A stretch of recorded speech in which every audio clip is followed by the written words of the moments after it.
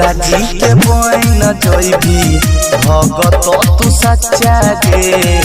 टोला मोहल्ला है तो चर्चा गे भोला जी के बन जइबी भगत तू सच्चा गे टोला मोहल्ला है तो चर्चा गे पूरा होई जे तो तोहर गोरी बिगड़ल ओटनी परल कपाले महाकाल के नाम सजरो देव घर चर्चा होई तो हेगे जान के ओटनी परल कपाले महाकाल के नाम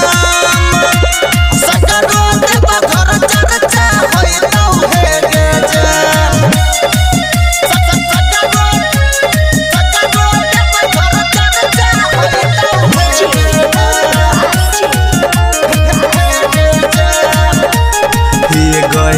साहबन मस्त महीना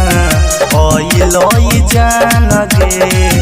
ओई बेडो चोरी है बाबा धाम गे साहबन मस्त महीना ओई जान गे ओई बेडो चोरी है बाबा धाम गे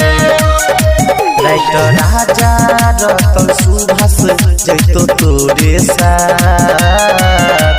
ओठनी परल कपाले महाकाल के नाम